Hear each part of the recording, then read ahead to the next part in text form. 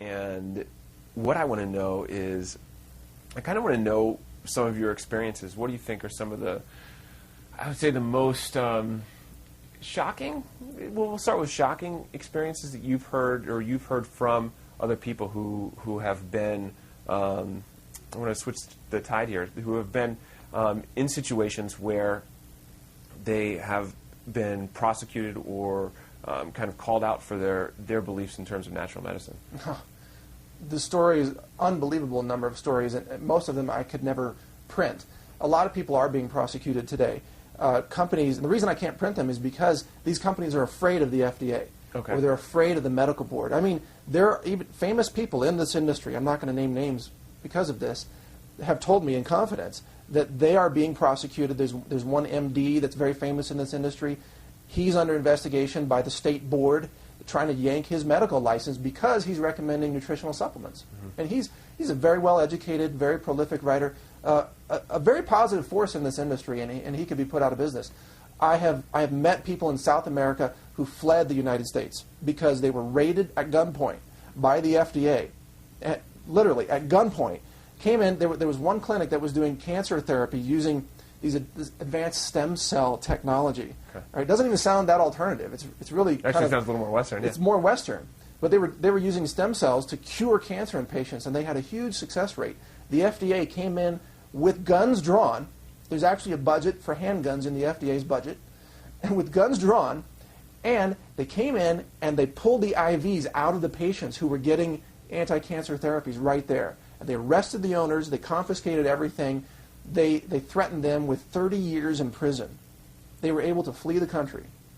There's another individual that's living in Ecuador right now who was actually put in prison. He did 3 years in federal prison for selling what? What? An anti-cancer topical salve, the kind that Harry Hoxsey created, okay, with bloodroot and zinc and some other natural ingredients.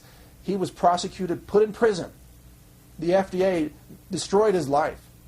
He got out of prison, fled the country, went to South America, where there's a lot of freedom now, mm-hmm, and now is recreating his business from South America.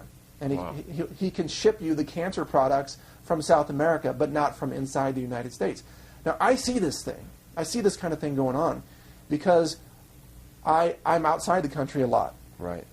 And because I have so much trust and connection with the people in the industry, they will tell me stories that are true that they would never dare say publicly. But what's going on out there, folks, is that the FDA is running an extortion racket. They will go to a company, they will threaten them with imprisonment or jail time if they don't pay the FDA millions of dollars. It's an extortion racket. It is organized crime. It should be prosecuted under the RICO Act. You know the RICO Act, R-I-C-O? It was created to prosecute mobs. Okay. It was all for organized crime.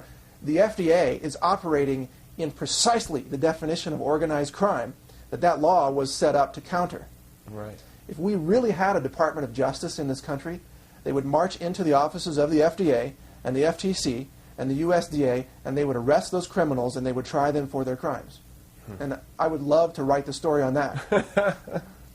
Wow. It's almost unreal to hear this sort of stuff. Even sitting here and knowing you and knowing your reputation, it's almost weird to hear this. I mean, what can you say to someone to, like, even more so to convince them that this is the truth? I mean, this is really... What do I say? Well, if you think you're living in a free country, folks, you're living in a dream world. Yeah, you're in the Matrix.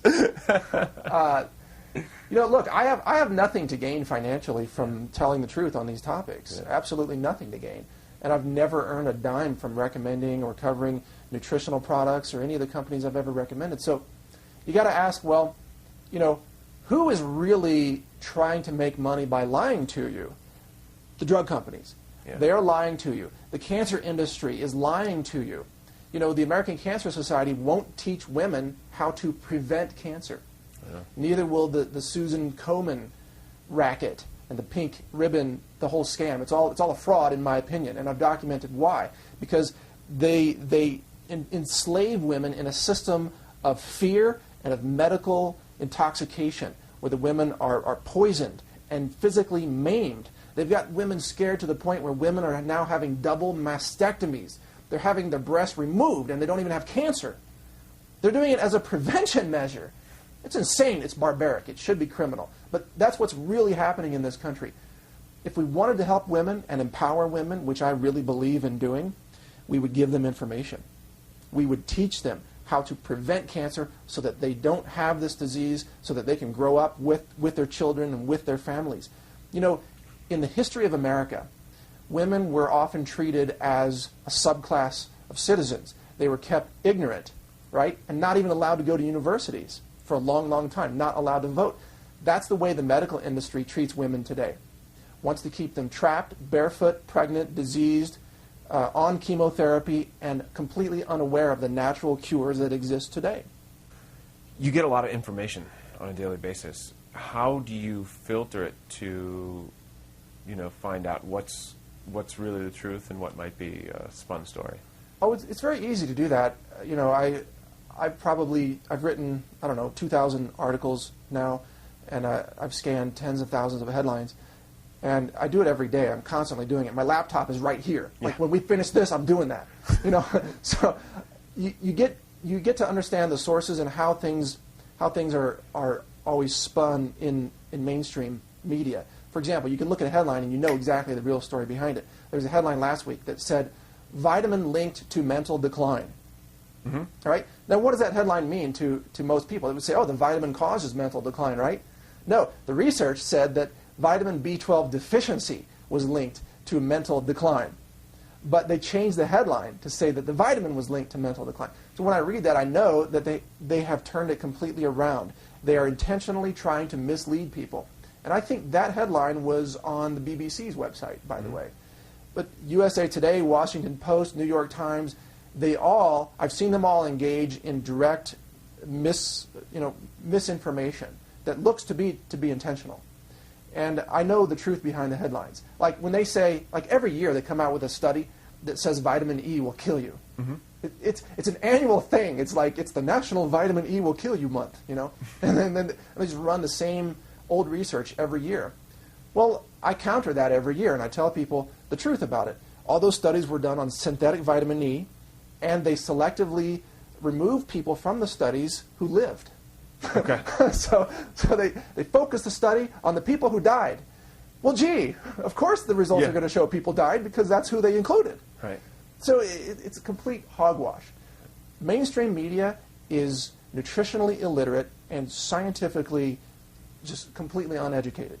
They don't know how science works. They don't know how logic works. They don't know anything about nutrition. And if you get your information from mainstream media sources, you are going to live a life of extreme deception.